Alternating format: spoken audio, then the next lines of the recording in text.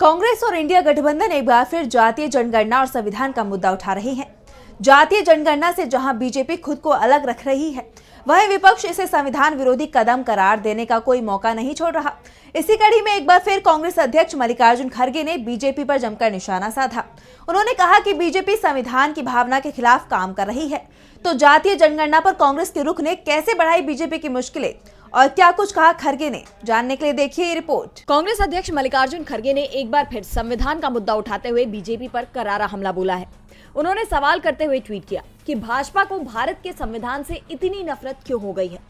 ये सवाल हम महाराष्ट्र के पूर्व मुख्यमंत्री व असम के मुख्यमंत्री से तो पूछ ही रहे हैं। मोदी, जिनको लोकसभा चुनाव के बाद संसद में संविधान को झुककर प्रणाम करना पड़ा, उनसे भी पूछ रहे हैं। बीजेपी आरएसएस के नेता संविधान को बार बार नक्सलवाद से जोड़कर क्या देश में मनुस्मृति लागू करने का अपना पराजित एजेंडा लाना चाहते हैं। कांग्रेस अध्यक्ष ने एक साथ कई बीजेपी नेताओं मंत्रियों पर निशाना साधा है। उन्होंने बीजेपी और संघ पर आरोप लगाते हुए कहा कि बीजेपी और आरएसएस के नेता ये बर्दाश्त नहीं कर पा रहे कि संविधान सभी को बराबरी का हक देता है और दलित, आदिवासी, पिछड़े, अल्पसंख्यक व गरीब वर्गों को शक्ति प्रदान करता है।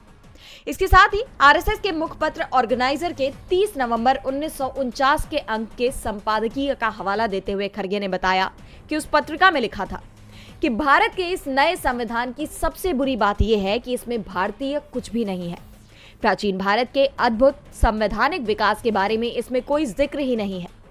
आज तक मनुस्मृति में दर्ज मनु के कानून दुनिया की प्रशंसा का कारण है और वे स्वयं स्फूर्त आज्ञाकारिता और अनुरूपता पैदा करते हैं।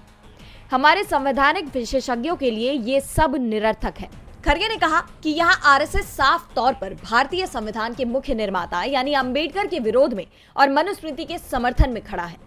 पूरा देश जानता है कि संघ परिवार ने उस समय किस तरह संविधान की प्रतियों के साथ ही पंडित नेहरू व बाबा साहेब अंबेडकर के पुतले फूके। कांग्रेस अध्यक्ष ने दावा किया कि महाराष्ट्र और देश की जनता संविधान विरोधी और आरक्षण विरोधी भाजपा को करारा जवाब देगी। खड़गे ने न सिर्फ बीजेपी बल्कि संघ को भी घेर लिया है, उन्हें पूरी तरह से संविधान विरोधी करार दिया है। ऐसे में अब ये देखना दिलचस्प होगा कि बीजेपी या संघ की तरफ से इस पर क्या प्रतिक्रिया आती है।